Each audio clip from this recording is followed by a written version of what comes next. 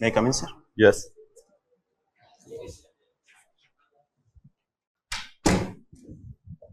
Morning, sir. Good morning. बैठिए. Thank you, sir. चलिए, बढ़िया. कंफर्टेबल? Yes, sir. बहुत अच्छी बात.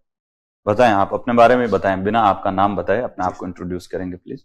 जी सर, मेरी 12वीं कक्षा केंद्रीय विद्यालय जैसलमेर से हुई है, फिजिक्स, केमिस्ट्री और मैथ्स विषयों से. उसके बाद मैं जयनारायण व्यास विश्वविद्यालय से बीए 2016 में तथा भूगोल विषय से 2018 में एमए किया है. और उसके बाद में सर मैं 12 अप्रैल 2023 से विलेज डेवलपमेंट ऑफिसर के पद पर कार्यरत हूँ. कहाँ पोस्टेड हैं आप? Sir Beriwala gram panchayat Barmer. Okay. VDO village development officer और पहले शायद नाम होता था ग्राम सेवक. Yes sir. क्यों जरूरत पड़ी ग्राम सेवक को वीडियो बनाने की? सर ऐसा था कि जो ये नाम परिवर्तन करने से एक तो हमारे अंदर भी कॉन्फिडेंस आया है कि हमको अधिकारी का दर्जा दिया है, तो हमको भी हमारे कर्तव्य जो है एक अधिकारी की तरह निभाने चाहिए. और जो गांव में जो भी हमारे दायित्व हैं उनको एक अधिकारी की भांति हमको निभाना चाहिए. इसलिए सर मुझे तो ये लगता है कि जो पहले वाला जो वर्ड था सेवक और अब जो वाला अधिकारी है उसमें आप में उल्टा दम्भ, ईगो, वो चीज आएगी अधिकारी को देख के, और सेवक के रूप में आप ज्यादा अपने पर्पज और उस पोस्ट के पर्पज को सर्व कर पाते. What you think about it? Sir ऐसा नहीं है, क्योंकि मुझे लगता है कि जो ग्राम पंचायत में जब हम कार्य करते हैं तो एक अनुभव होता है कि ये लोकतंत्र का एक प्रत्यक्ष उदाहरण है, और एक हमको महसूस होता है कि हम यहीं से हम लोकतंत्र की अच्छी शुरुआत कर सकते हैं. तो मेरे हिसाब से पदनाम से इतना ज्यादा फर्क नहीं पड़ा है सर, क्योंकि हमारा दायित्व हमेशा हमको बांधे रखते हैं कि हम हमारा पंचायत राज के कंसेप्ट को आए हुए और लागू हुए बहुत टाइम हो गया, और आप इस फील्ड में हैं चूंकि, तो क्या आप क्या फील करते हैं कि पंचायतें इन दिनों, ग्राम पंचायतें या पंचायती राज सिस्टम किन किन चैलेंजेस को फेस कर रहा है? सर सबसे पहला मुद्दा तो मैं ये कहूंगा कि जो पंचायतों में एक सरपंच प्रतिनिधि की अवधारणा भी चल रही है. जैसे सरपंच कोई या तो वृद्ध महिला. To the point 3 problem challenge बता दीजिए ना. जी, सबसे पहला सर महिलाओं की भागीदारी पंचायतों में अपेक्षाकृत अभी कम है, एक ये चैलेंज है. और दूसरा सर, सॉरी सर मैं अभी यही पॉइंट सोच पा रहा हूँ क्योंकि ये अभी मेरे को इतना ही मैं कोई बात नहीं. करप्शन. Yes sir. क्या do you see it there in Panchayati Raj system? और हम तो रेटेड करते हैं हाईली लेवल पे कि वहाँ ये सब चीजें बहुत बड़े लेवल पे हैं, करप्शन जहाँ गवर्नमेंट फंड इन्वॉल्व है. सर भ्रष्टाचार का प्रत्यक्ष उदाहरण मैंने अभी तक, मेरा अनुभव बताऊं तो मेरे को अभी 3 महीने हुए हैं.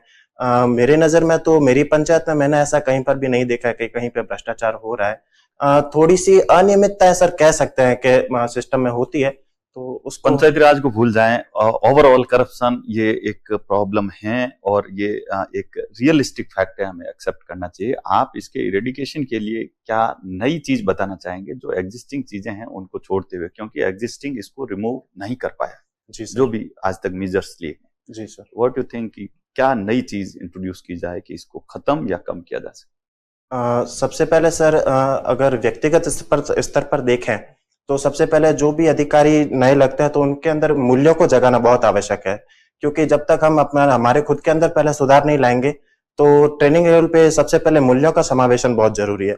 उसके बाद में सिस्टम में आने के बाद में सर जैसे डिजिटलाइजेशन हो रहा है अभी और सारी प्रक्रिया ऑनलाइन की जा रही है, सारी प्रक्रिया पारदर्शी हो रही है ऑनलाइन सिस्टम के माध्यम से, तो उसके माध्यम से भ्रष्टाचार में सर कमी आ रही है. लव जिहाद सुना है कुछ? Yes love sir. जिहाद क्या है सर? लव जिहाद के अंतर्गत जो अभी ये इस्लाम के जो मतलब इस्लाम धर्म के जो है वो, सॉरी सर मैं अभी ढंग से नहीं बता पा रहा. ओके. क्या ये वास्तव में एक हवाई बनाया हुआ है कि वास्तव में ऐसा हो रहा है लव जिहाद? इवन सी की प्रैक्टिकली मैंने तो कहीं ऐसा देखा नहीं, केवल मीडिया में, अखबार में या तो पढ़ा है या किसी से सुना है. आप इसके बारे में क्या सोचते हैं? जितना नहीं है उससे ज्यादा हवा बनाया हुआ है? सर लव जिहाद की समस्या तो है, ये तो मैं मानता हूँ, लेकिन फैक्चुअल में अगर हकीकत में देखा जाए तो कितने साबित हो पाते हैं तो उनका थोड़ा रेशियो कम हो सकता है, क्योंकि इसको कुछ लोग हथियार के रूप में भी इस्तेमाल कर सकते हैं. तो ये तो सर डेटा देखना पड़ेगा, अभी मैं इस बारे में श्योर नहीं हूँ. 370 खत्म करने के बाद कश्मीर में क्या क्या परिवर्तन आप देखते हैं? सर 370 अनुच्छेद हटाया गया, उसके बाद में कश्मीर में एक तो पर्यटन की संभावनाएं काफी बढ़ी है, लोग वहां पर अपना उद्योग लगा सकते हैं, होटल इंडस्ट्रीज खोल रहे हैं, तो उसके माध्यम से जम्मू कश्मीर की जो अर्थव्यवस्था है उसको काफी बूम मिलेगा सर. और अभी हाल ही में सर G20 की पर्यटन को लेकर एक बैठक भी हुई थी कश्मीर में, तो उसको लेके भी एक यूं अच्छा संदेश गया है कि हमारे कश्मीर में सब कुछ ठीक है, जैसा कि माहौल बनाया जाता है बाहर कि कश्मीर में माहौल ठीक नहीं है, तो वो उन चीजों के लेकर फर्क पड़ा है। और सर मेरे हिसाब से एक मजबूत पाकिस्तान या कमजोर पाकिस्तान, भारत के फेवर में कौन सा पाकिस्तान भारत को फेवर करेगा, भारत की दृष्टि से ठीक? माफ कीजिए सर, मैं समझ एक तो बहुत पाकिस्तान मजबूत हो, उसका लोकतंत्र, उसकी इकोनॉमी, उसका सेटअप, और एक कमजोर पाकिस्तान, लोकतंत्र टूट रहा है, इकोनॉमी पूरी डाउन है, इस तरीके का पाकिस्तान। किस तरीके का पाकिस्तान भारत के लिए ज्यादा अच्छा है? सर अगर मजबूत लोकतंत्र होगा तो पाकिस्तान ज्यादा अच्छे से सपोर्ट ऐसा करता क्यों? है। वो तो परमाणु एटम पावर, वो एटॉमिक पावर है, और मजबूत अगर रहा तो अब तो आपको कभी भी रिस्क, मुझे तो थ्रेटनिंग ज्यादा लग रही है उसमें। आप कैसे इसको जस्टिफाई करेंगे? क्योंकि सर अगर वहां पे प्रत्यक्ष लोकतंत्र मतलब अगर मजबूत होगा तो वहां के जो जनप्रतिनिधि चुन के आएंगे वो भी काफी उच्च स्तर का सोचेंगे, और मुझे नहीं लगता कि ऐसा कुछ इन दिनों कुछ पॉलिटिकल इनस्टेबिलिटी से गुजर रहा था पाकिस्तान पिछले दिनों, काफी सुर्खियों में रहा। क्या इश्यूज थे? सर मैं एग्जैक्टली तो याद नहीं कर पा रहा हूँ, लेकिन वहाँ के जो प्रधानमंत्री जो थे इमरान खान जी, उनको सजा हो गई थी और इस वजह से काफी दंगे हुए थे पाकिस्तान में। और कोरोना से जो इफेक्ट आया था स्पेशली टूरिज्म पे और इससे एसोसिएटेड सेक्टर जो भी थे, होटल्स, ट्रेवलिंग या इस तरीके की जो भी एक्टिविटीज थी, कोरोना के बाद अभी क्या आप सुधार देखते हैं इसमें? हाँ सर, कोरोना के बाद में काफी सुधार हुआ है, और मैं तो कहता हूँ कि सर कोरोना के बाद में जो ऑनलाइन गतिविधियां बढ़ी है उसके बाद में हमको एक सबक भी मिला है, और हम काफी हाइजीन हो या फिर सैनिटेशन हो उसको लेके भी सतर्क हुए हैं। मैं थोड़ा स्पेसिफिक होना चाहूंगा, राजस्थान में टूरिज्म के बारे में जानना चाहूंगा कि क्या कोरोना से एक बार जो ब्रेक लगा था वो कुछ इम्प्रूव हुआ है, आप देखते हैं? सर इम्प्रूव तो हुआ है, लेकिन इस पर मैं अभी ज्यादा नहीं बता पाऊंगा, माफी चाहता हूँ sir. Okay sir. Indira Gandhi Panchayati Raj Sansthan, yes sir. क्या काम है इसका, इस संस्थान का मुख्य काम? सर इसका मुख्य काम है जो भी पंचायती राज के कार्मिक होते हैं उनको प्रशिक्षण उपलब्ध करवाना। अच्छा, पंचायती राज सिस्टम राजस्थान में कब लागू हुआ? सर 1959। कौन सा प्रोग्राम चलाया गया था 1959 में जब पंचायती राज सिस्टम को लागू किया गया था? सर उससे पहले सामुदायिक विकास कार्यक्रम चलाया गया था। राजस्थान गवर्नमेंट अभी महंगाई राहत कैंप है वो चला रही है सर, क्या उद्देश्य है महंगाई राहत कैंप चलाने की? सर इसके अंतर्गत राजस्थान सरकार की 10 योजनाएं हैं, उनके जो भी उनमें पात्र लाभार्थी है उनका पंजीकरण किया जा रहा है उनके अंदर, ताकि उनको अधिक से अधिक योजनाओं का लाभ मिल सके। ग्राम सेवक का क्या रोल है इसमें? सर ग्राम सेवक इसके अंदर, जैसे महंगाई राहत कैंप हर पंचायत में 2 दिन आयोजित किए जाते हैं, तो उसके अंतर्गत ग्राम सेवक जो है सारा डेटा, जैसे जो भी पंजीकरण करवाने आ रहे हैं उनके जॉब कार्ड नंबर और उनका रजिस्ट्रेशन करना। ये जो 10 स्कीम्स हैं वो सर। कौन कौन सी हैं? सर सबसे पहले है महात्मा गांधी रोजगार गारंटी योजना, जिसके अंतर्गत 125 दिन का रोजगार, इंदिरा गांधी शहरी रोजगार गारंटी योजना, मुख्यमंत्री निःशुल्क घरेलू बिजली योजना, मुख्यमंत्री निःशुल्क कृषि कनेक्शन योजना, मुख्यमंत्री कामधेनु बीमा योजना, अन्नपूर्णा फूड पैकेट योजना। ठीक है, गाँव में मनरेगा चलाया जा रहा है। Yes sir. इसमें सोशल ऑडिट की आवश्यकता कैसे क्यों पड़ी? सोशल ऑडिट सर क्योंकि ये प्रत्यक्ष लोकतंत्र का उदाहरण है, तो इसमें एक यह जरूरत महसूस की गई कि वहां के स्थानीय लोगों के द्वारा ही वहां के जो भी निर्माण कार्य है, जो भी संपत्तियां बनाई गई है एक वित्तीय वर्ष के अंतर्गत, उनका अंकेक्षण वही करे। और क्यों जरूरत पड़ी, सोशल ऑडिट की आवश्यकता क्यों हुई वहां पे? माफी चाहता और किसी प्रोग्राम में है वो सोशल ऑडिट की इतनी ज्यादा डिमांड नहीं की गई, इस नरेगा में ही है वो सोशल ऑडिट की आवश्यकता क्यों हुई? मैं माफी चाहता हूँ सर, इस बारे में मैं सोचूंगा। ठीक है, बाड़मेर के रहने वाले हो, यस सर। तो बाड़मेर में जो रिफाइनरी है उसका वहां की इकोनॉमी में क्या योगदान है? सर रिफाइनरी से कुछ प्रत्यक्ष और अप्रत्यक्ष रोजगार मिलेंगे, लगभग 40,000 अप्रत्यक्ष रोजगार मिलने की रिफाइनरी के माध्यम से। अप्रत्यक्ष का मतलब क्या समझते हो आप? अप्रत्यक्ष जैसे सर उसके अनुषंगी उद्योग, जैसे अगर रिफाइनरी बनी है तो अभी हम पचपदरा में सर पहले हम जाते थे हाईवे पर तो कुछ नहीं मिलता था, और अभी आ जाते तो होटल इंडस्ट्रीज, रेस्टोरेंट और बाकी सारे उद्योग, अनुषंगी उद्योग भी खुल गए हैं, जैसे ट्रांसपोर्टेशन हो गया, तो उसके माध्यम से अप्रत्यक्ष रोजगार भी प्राप्त हुए हैं सर। ये काजरी क्या है? सर काजरी Central Arid Zone Research Institute है जो कि जोधपुर में स्थित है, और यह मुख्यतः मरुस्थल में जो वनस्पतियों के विकास से संबंधित है। मरुस्थल में वनस्पतियां, तो काजरी के माध्यम से जो वनस्पतियों के लिए तैयार किया गया माहौल, उसका बाड़मेर पे कोई इफेक्ट है? यस सर, जैसे बाड़मेर में खजूर और अनार की खेती सर व्यापक स्तर पर अभी की जा रही है, तो उसके अंदर काजरी का रोल है सर। प्रधानमंत्री फसल बीमा योजना, यस सर। क्या है ये? सर इसके अंतर्गत खरीफ, रबी और नकदी फसलों के लिए बीमा किया जाता है, जिसके अंतर्गत प्रीमियम की राशि जो है खरीफ फसलों के लिए 2%, रबी के लिए 1.5% और नकदी फसलों के लिए 5% जो है वो उपलब्ध करवानी होती है। और इसके बाद में जो पोस्ट हार्वेस्टिंग नुकसान जो है उसको भी इसमें सम्मिलित किया गया है सर। यदि फसल का नुकसान होता है तो सरकार द्वारा बीमा करके उसकी क्षतिपूर्ति की जाती है। अभी ग्रामीण ओलंपिक की बात की जा रही है। Yes sir. ये ग्रामीण ओलंपिक का आयोजन करने का मेन मकसद है वो क्या है? सर सबसे पहले तो जो एक अवधारणा थी कि खेलोगे कूदोगे तो बनोगे खराब, तो उस अवधारणा को सबसे पहले चेंज करने के लिए इसको लागू किया गया। और दूसरी बात सर, खेल जो है उसको हम सीरियसली नहीं लेते हैं। जैसे मैं भी सर व्यक्तिगत रूप से बताऊं तो मैं बचपन में खेल में इतनी रुचि नहीं रखता था, मुझे कमी महसूस होती है। तो सर अगर हम गांव के लेवल से खेलों में रुचि जगाएंगे तो आगे चलकर हम सीधी बात है खेलों में अच्छा प्रतिनिधित्व कर पाएंगे, और ओलंपिक्स में जो भी अब मेडल में हम पीछे रह रहे हैं तो उसमें सुधार भी हो सकता है सर। इसमें कौन कौन से हैं वो खेलों को शामिल किया गया है? सर ग्रामीण ओलंपिक्स और शहरी ओलंपिक्स में अलग है। ग्रामीण ओलंपिक्स में कबड्डी, फुटबॉल, वॉलीबॉल, खो खो और शूटिंग बॉल ये सम्मिलित है सर। ये शामिल किया है। देश को आजाद हुए इतने लंबा टाइम हो गया, 75 साल से भी ज्यादा हो गए, आज भी है वो ग्रामीण विकास की जो अवधारणा है वो पूरी नहीं हुई कि गांवों का विकास जितना होना चाहिए था वो नहीं हो पाया।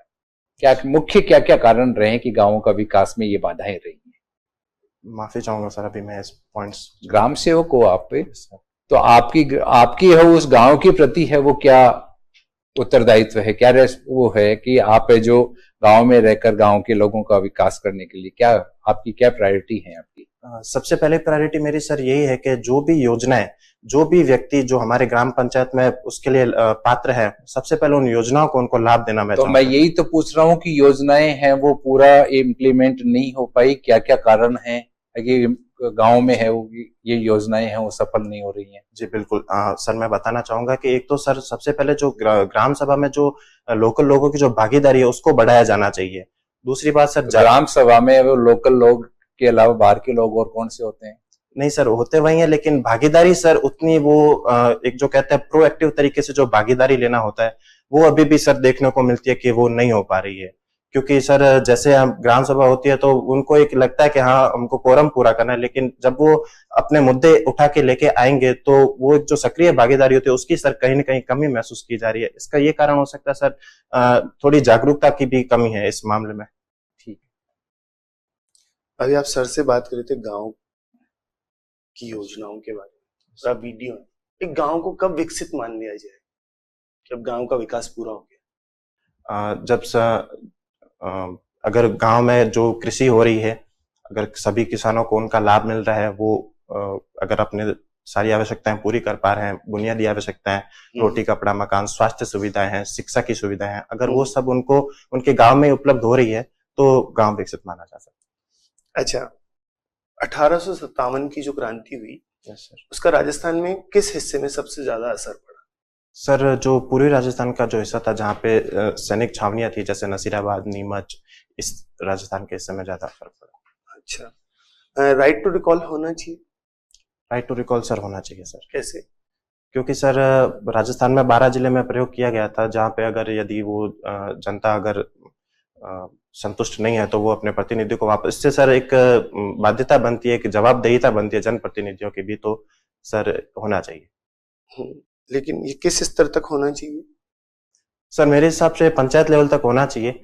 उसके बाद में सर अभी मुझे नहीं लगता कि इन परिस्थितियों में अभी राइट टू रिकॉल होना चाहिए, क्योंकि सर अभी हम विकासशील देश हैं जहाँ पे हमारे साक्षरता का भी पूर्ण लक्ष्य हमको पूरा करना है, तो उन स्थितियों के बाद में हम इसके बारे में बड़े लेवल पर सोच सकते हैं। भारत में अक्सर ये बात होती है कि 1 नेशन 1 इलेक्शन होना चाहिए। Yes sir. पर क्योंकि हमारे यहाँ पार्लियामेंट्री सिस्टम है तो पॉसिबल लगता नहीं है ये। Yes sir. तो क्या इसका एक विकल्प ये हो सकता है कि हम राज्यों में अध्यक्षात्मक प्रणाली लागू कर दें? अगर हम ऐसा विचार करें तो इसमें क्या बाधा है? सर राज्यों में अध्यक्षात्मक प्रणाली मैं समझ नहीं पा रहा हूँ। राज्यों में चीफ मिनिस्टर जो होंगे उनका सीधा चुनाव करवाया जाए। सर ऐसा तो चीफ मिनिस्टर सर मैं समझ नहीं पा रहा हूँ सर। अच्छा, कोई बात नहीं। आप मुझे बताइए, एक संसद सदस्य की सदस्यता किन किन स्थितियों में हटाई जा सकती है? सर यदि वो किसी भिन्न किसी केंद्र सरकार या राज्य सरकार में लाभ का पद ग्रहण कर ले, तो यदि वो अक्षमता या कदाचार के दोषी हो, तो और उसके बाद में सर यदि कोई सुप्रीम कोर्ट या हाई कोर्ट या कोई भी अगर उनको सजा का पात्र पाया जाता है तो वो अपात्र। ठीक है, थैंक यू सर। सर ने महंगाई राहत कैंप के बारे में आपसे पूछा था, लेकिन जब शुरुआत हुई थी तो बहुत सारे लोगों ने कहा कि ये सारा डेटा तो ऑनलाइन है, किसी भी प्रकार के कैंप की आवश्यकता नहीं है, तो आपका क्या विचार है इसमें? जी सर डेटा तो है, बिल्कुल सही बात है, लेकिन सर यदि कैंप लगाए जाए तो इससे लोगों में एक जागरूकता होती है। और मैंने भी देखा है सर, लोग बड़े शौक से आते हैं कि हाँ हमको इन योजनाओं का लाभ देना है, और वो आते हैं, हम उनको योजनाओं के लाभ बताते हैं, तो उसके माध्यम से सर फर्क पड़ा है। क्योंकि ऑनलाइन होता है तो इतना प्रोएक्टिव तरीके से रजिस्ट्रेशन नहीं हो पाता। यदि कैंप लगा है, पूरा प्रशासन वहां पे आता है, तो एक सीरियस माहौल बनता है, जिसकी वजह से सर काफी फर्क पड़ा है। विपक्षी पार्टियां इस पे आरोप लगा रही है कि चुनावी स्टंट है और सरकार अपना प्रचार प्रसार कर रही है, तो आपकी दृष्टि में ये कैंप फिर भी होने चाहिए इतना खर्चा करके, या इसका कोई दूसरा उपाय है? सर ऐसा नहीं है, क्योंकि ये योजनाएं तो सर पहले से ही चल रही थी। ये तो एक माध्यम है कि जिसके माध्यम से हम कोई भी लोग यदि किसी कारणवश अपना पंजीकरण नहीं करवा पा रहे हैं तो इन योजनाओं का ज्यादा से ज्यादा लाभ ले। ये बस एक माध्यम है सर, बाकी योजनाएं तो सर ये पहले से चल ही रही है।